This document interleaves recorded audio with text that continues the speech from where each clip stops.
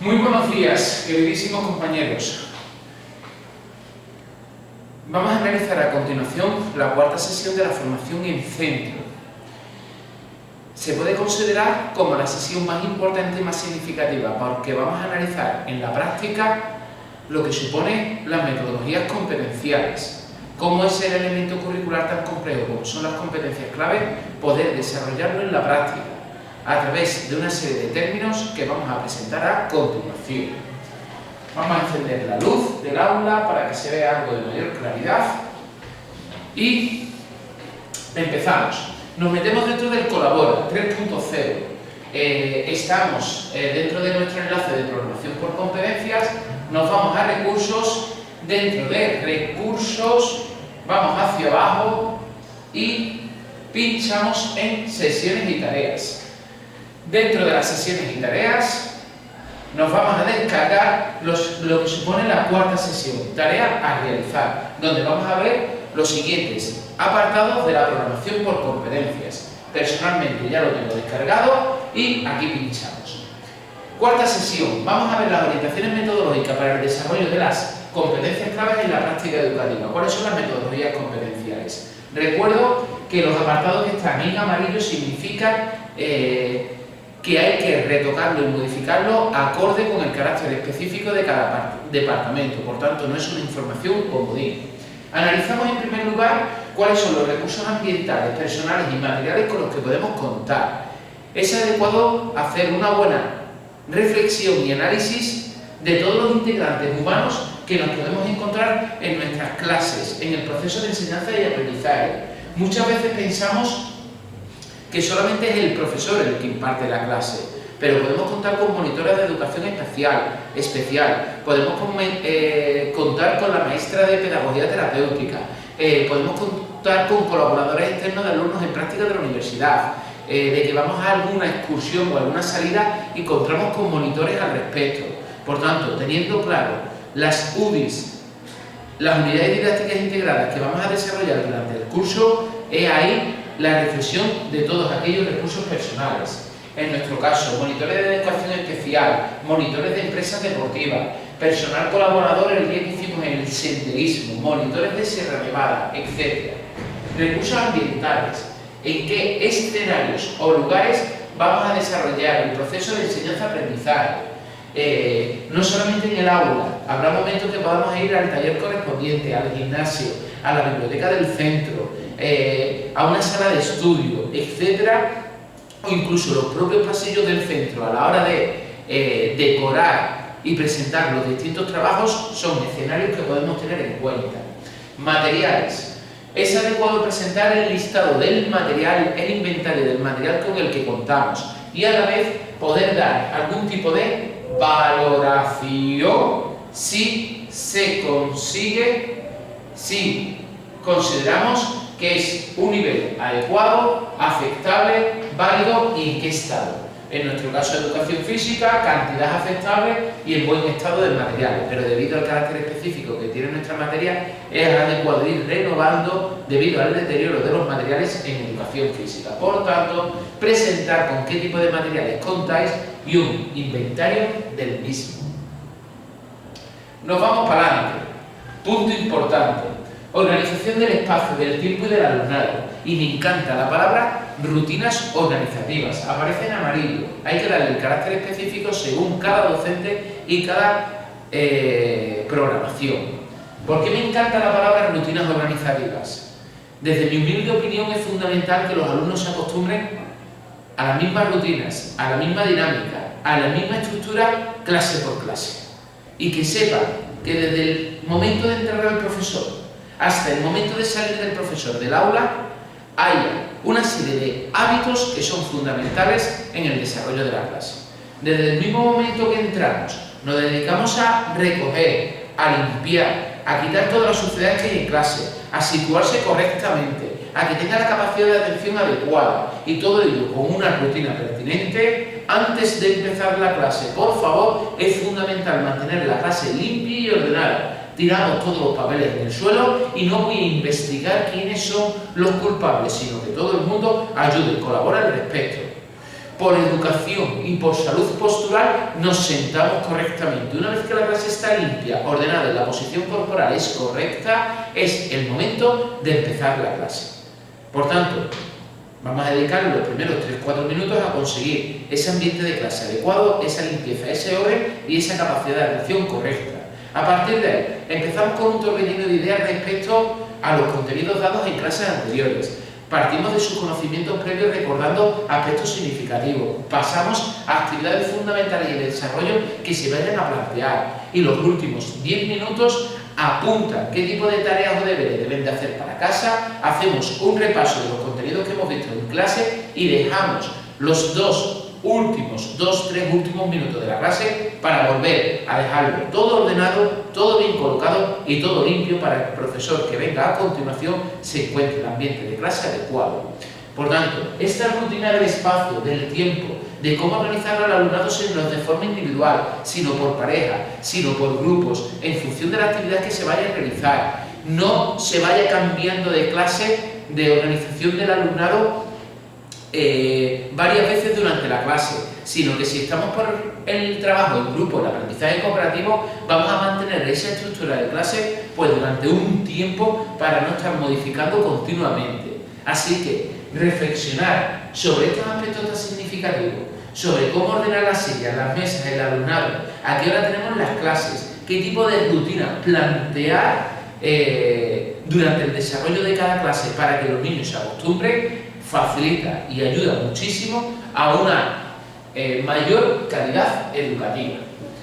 En nuestro caso, como algo específico de educación física, hay distintas formas de organizarse en el espacio, según el tipo de juego. Podemos presentar el horario e indicamos en qué escenario, lugar damos las clases, qué tipo de alumnado, y aquí viene la parte más importante, la palabra rutinas organizativas. Cómo habituamos a los niños a que sigan la estructura de cada sesión práctica de educación física con una serie de hábitos.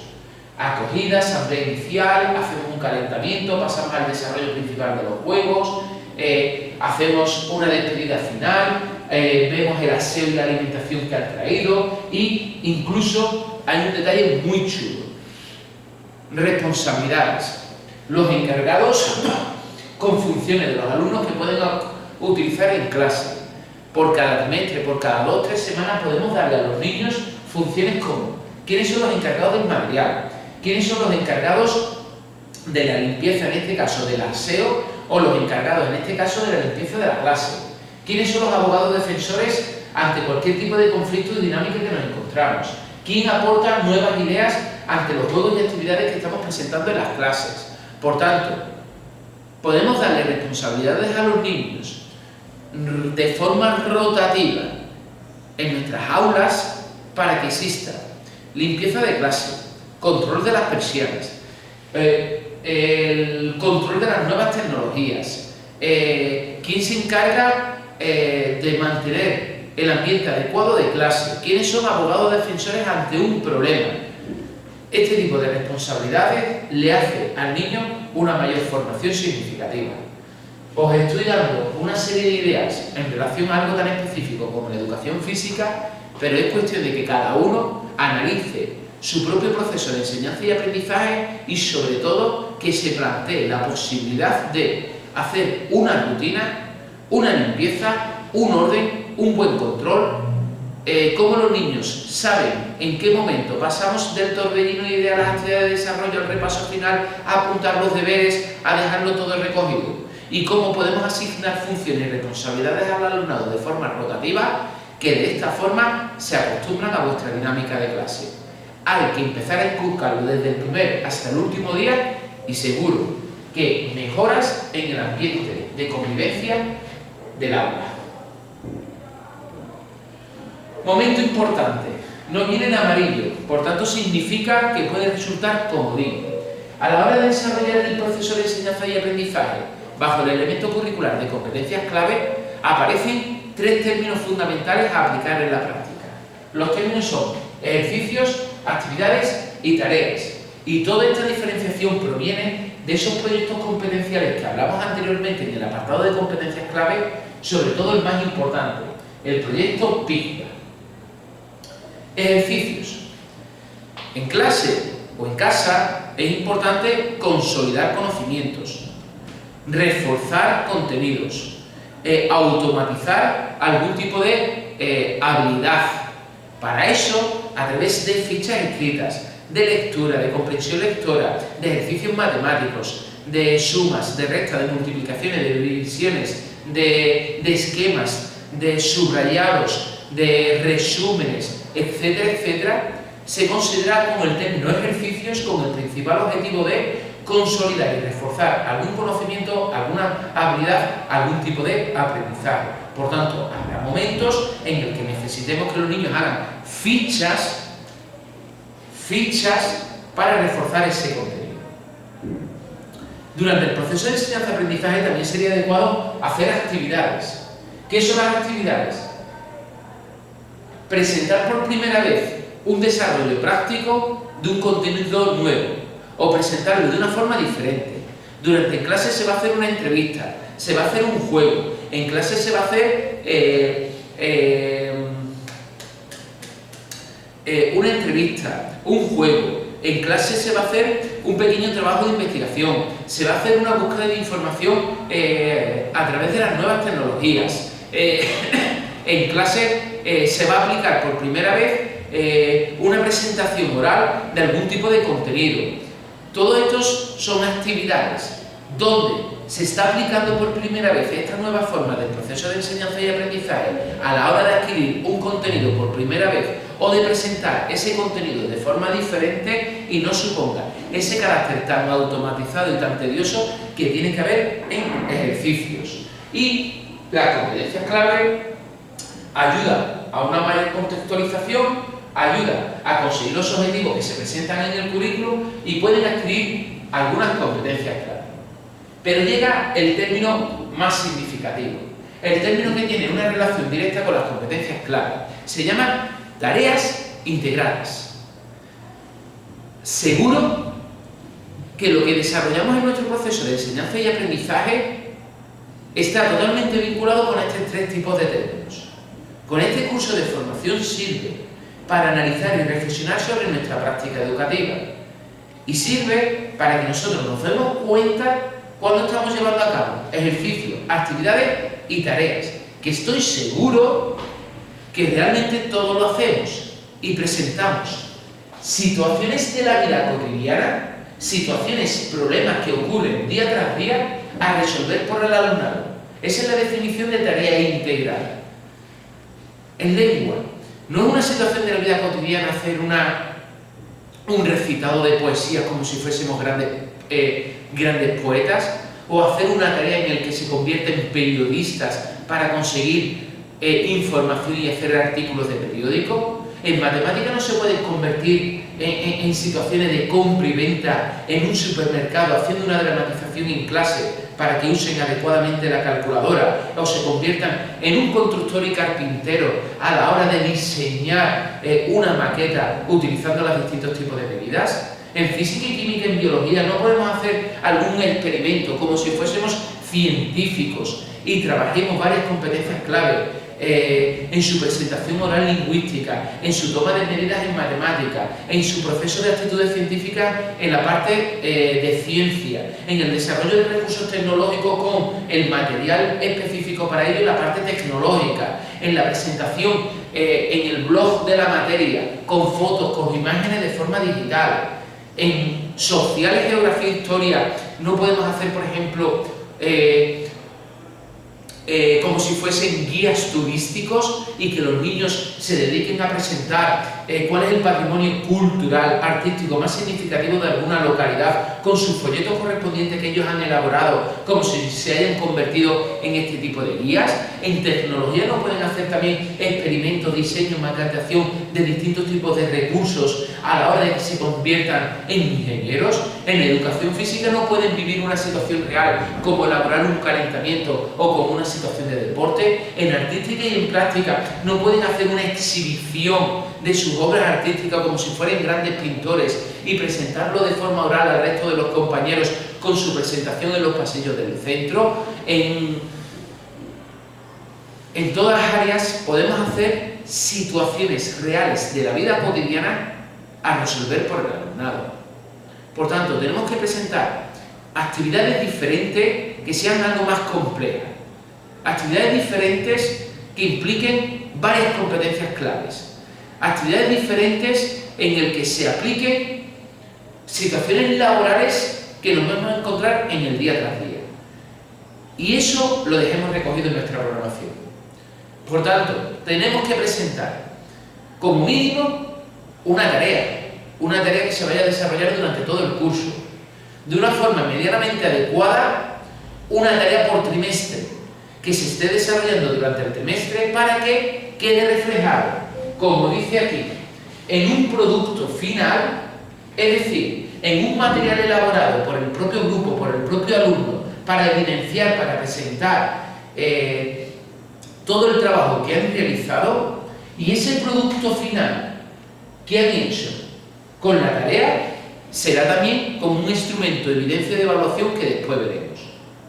Así que, compañeros, vamos a recoger en nuestras programaciones tareas integradas, situaciones reales que podamos aplicar. Seguro que lo hacéis ya. Ahora es cuestión de relacionarlo con este término. Ahora es cuestión de enfocarlo en el siguiente apartado, como veremos ahora, con su relación con las competencias clave, con su relación con alguna metodología competencial, con su relación con el producto final, elaboración que debe de hacer el grupo de niños. Repito, mínimo una tarea anual, adecuado al menos una tarea trimestral, sino la posibilidad de hacer pequeñas tareas, 2 o 3 tareas a lo largo de cada trimestre, según los contenidos que se estén dando. En relación a los tipos de actividades, os he presentado la clasificación que existen de los mismos. Hacemos actividades de iniciación, de desarrollo, de refuerzo, de ampliación, actividades de evaluación. Lo que está en amarillo son ejemplos específicos del área de educación física. Por tanto, lo tenéis que sustituir por ejemplos específicos relacionados con vuestro departamento. Y ahora llega el apartado más importante. Metodologías competenciales. Métodos de enseñanza y aprendizaje innovadoras que ya a día de hoy está estudiado de forma científica para poner en práctica esas tareas integradas, situaciones de la vida cotidiana a resolver por el alumnado. He incorporado de forma adjunta un tesoro, un documento maravilloso, que es un listado con la explicación, con el desarrollo y con información práctica de las diferentes metodologías competenciales que a día de hoy son las más conocidas, las más prácticas. Ahora veremos dicho documento. Aquí tenéis que incorporar mínimo una metodología, máximo 2, 3, 4, lo que realicéis en la práctica, que vayas a utilizar a la hora de poner en práctica esa situación de la vida cotidiana con la tarea. En esta clase no me puedo dedicar a profundizar en cada una de ellas, no es el objetivo. Me llevaría horas y horas hablando de cada una de ellas. Pero el principal objetivo es que tengáis una familiarización, un pequeño conocimiento de cada una de ellas para que ya sea en el presente o en el futuro digáis: lo voy a intentar, lo voy a poner en práctica o voy a hacer cursos específicos de formación de ellas para sentirme más preparado. Por tanto, el objetivo principal es una toma de contacto. Está en amarillo. Cada uno tiene que reflexionar repito, de 1 a 2, 3, 4 metodologías competenciales que vayas a poner en la práctica. En este caso he querido presentar las metodologías que, en mi caso, de educación física, llevo a cabo. Muy importante, I love you, el aprendizaje cooperativo, que no es lo mismo que trabajo en grupo, es muy diferente. Somos muchos profesores los que mandamos trabajo en grupo de los niños, grupo de 4 y de 5, cuando la realidad son 2 los que se lo ocurran y los otros 3 los que viven del cuento. No es ya momento en el que el docente controle muy bien que todo el mundo aporta, que todo el mundo colabore, que todo el mundo coopere y que nosotros seamos conscientes evidenciemos y evaluamos que realmente todos han aportado su granito de arena en ese producto final que han elaborado en el aprendizaje cooperativo. Es una de las metodologías más difíciles de conseguir. El primer año es complicado, pero podemos conseguir con la práctica, con la autoevaluación y con la reflexión que al final haya aprendizaje cooperativo, pero para eso tenemos que hacer nuestra propia reflexión y autoevaluación personal, que si el proceso que estamos llevando a cabo es el adecuado. Una cosita importante, en el aprendizaje cooperativo, lo he dicho ya, todos necesitan ayuda, todos necesitan colaboración y todos deben de poner su granito de arena. Vamos a hablar de lo que suponen grupos heterogéneos, que sería lo ideal para favorecer un término de atención a la diversidad, que es la inclusión educativa, donde en cada grupo haya alumno de mayor nivel curricular, alumno de menor nivel curricular, y el de mayor nivel curricular ayude y colabore con el de menor nivel curricular para que exista un enriquecimiento entre todos. Personalmente, tras muchos años de estar trabajando una especie de trabajo en grupo de aprendizaje cooperativo, me he dado cuenta que realmente los grupos lo tienen que hacer los propios niños. Yo no puedo hacer grupos heterogéneos, porque después la realidad es que los del peor nivel curricular, el 90%, se caracterizan por apatía y desinterés y poca implicación. Y aquellos que se están preocupando de hacer el grupo, intentar tirar del carro, arrastrar, quedar de aquellos que pasan del tema, es muy difícil. Llegué a la conclusión que los niños se tienen que sentir a gusto con aquellos compañeros de clase con los que tengan que hacer el aprendizaje cooperativo, sea cual sea el nivel curricular que tengan, porque existe confianza entre ellos, sin tener que verme con la obligación de tener que arrastrar a otros niños que están pasando del tema. Repito, es una reflexión personal, es una percepción, cada uno puede tener su propio punto de vista. Viene aquí explicado qué es el aprendizaje cooperativo, y aquí viene el cuadro más impactante. Tengo una tarea integrada por cada trimestre. Presento qué técnica cooperativa es la que voy a poner en práctica de un documento que voy a presentar a continuación. Explico cómo se desarrollan los distintos elementos del aprendizaje cooperativo para demostrar que realmente se está poniendo en práctica ese aprendizaje cooperativo. Y presento al final el producto final, es decir, ese material elaborado de cada una de las tareas integradas. En este caso, en el primer trimestre tengo como tarea integrada hacer un calentamiento por parejas, por tanto la técnica cooperativa es parejas cooperativas, hacer una coreografía en grupo, aprender junto la técnica cooperativa a la hora de presentar una obra de expresión corporal, y en el tercer trimestre organizar, implicarse, participar en un campeonato deportivo, llevando a cabo su control, su estadística, su registro correspondiente. En este sentido, la técnica cooperativa se llama torneo de juegos por equipos. Demuestro cómo los distintos elementos del aprendizaje cooperativo se ponen en práctica con estas tareas integradas para su producto final. Es un cuadro bastante completo y llamativo que podéis utilizar como referencia. Personalmente, utilizo también otra metodología competencial, que es el Flipped Classroom. Los niños en educación física no les gustan las clases teóricas, prefieren clases prácticas, pero yo incluyo dentro de las evidencias de evaluación un examen teórico tipo test. Me grabo en vídeo, lo subo al blog de educación física. Los niños, antes del examen, tienen que visualizar, analizar esa explicación que yo he hecho en vídeo. Evitamos una clase teórica para mayor número de clases prácticas e incluso les digo hasta las preguntas del examen tipo test del examen. De esta forma quiero inculcar sobre todo la competencia clave de tener la iniciativa, el espíritu emprendedor, la responsabilidad de visualizar y analizar los vídeos. Tienen ahí en el enlace del blog comentarios ante posibles dudas que puedan tener y les doy incluso mi correo electrónico para atender a todas las dudas. Es otra metodología competencial que llevamos a cabo desde educación física. Y por último, también aplicamos el método competencial de centro de interés. Es una temática globalizadora con el objetivo de conseguir la motivación del alumnado, teniendo como principal autor a De Crowley. De Crowley nos habla de que el centro de interés se haga ejercicios de observación, asociación y ejercicios tarea de expresión, que significaría el producto final. En este caso, mi centro de interés de cada trimestre está vinculado con el senderismo, con el baile y con el esquí para segundo de secundaria. A partir de ahí, le informo sobre las características de este tipo de temáticas, hacemos actividades de su desarrollo y hacen el producto final, que es un dossier, un montaje visual que está acompañado con excursiones y actividades complementarias al respecto.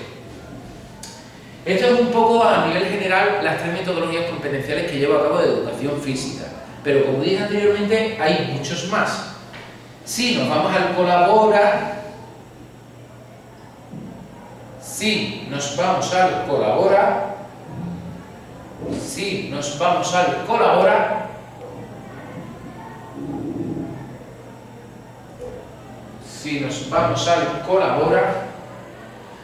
dentro de la parte de sesiones, en ese enlace aparece un documento que se llama Información sobre las metodologías competenciales. Por tanto, en la carpeta dentro de recursos que pone sesiones, tareas, aparece un documento que es un tesoro, metodologías competenciales. Lo tengo aquí descargado. Vale. Lo tengo aquí descargado para que podáis revisar y analizar las muchas metodologías competenciales acompañado de su producto final y su relación con las competencias clave que podamos aplicar con las tareas integradas. Os presento información sobre el aprendizaje cooperativo, la teoría, las orientaciones metodológicas, cuáles son los elementos básicos del aprendizaje cooperativo para conseguirlo.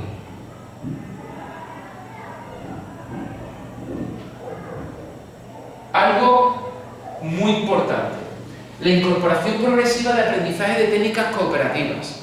No podemos conseguir ahora mismo implantar el aprendizaje cooperativo de buenas a primera mañana.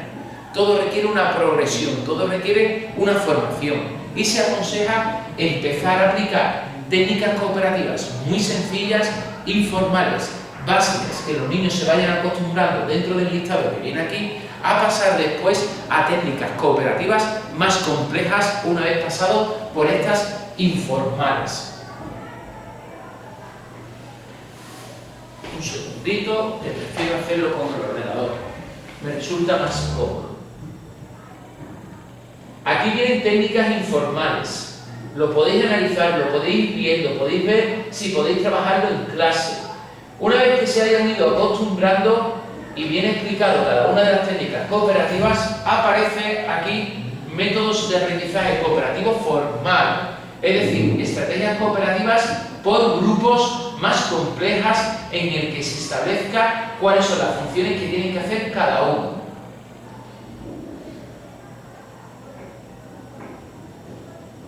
Cómo llevar a cabo en una clase, en una sesión de 1 hora, el aprendizaje cooperativo. Se explica qué tipo de dinámica, rutina, estructura se hace en una sesión de 1 hora para poner en práctica este tipo de técnica. Os ponéis un ejemplo para que ustedes veáis: presentación de los contenidos en 20 minutos, procesamiento de la información, los últimos 20 minutos, y se os presenta ejemplos. Recapitulación del aprendido sería el final de la clase, ejemplos a tener en cuenta. Aquellos que tengan curiosidad del aprendizaje cooperativo, aquí tienen información significativa al respecto. Es bueno que tengáis en cuenta qué dificultades nos podemos encontrar con el aprendizaje cooperativo, porque, me reitero, no es tan fácil de conseguir a la primera. Y a mí personalmente me gusta mucho presentar una ficha de evaluación recíproca, donde cada uno de los niños hacen su propia autoevaluación, son bastante sinceros y evalúan a los compañeros del grupo de forma anónima. No van a saber las valoraciones de los compañeros para que vayan poniendo anotaciones de sus compañeros.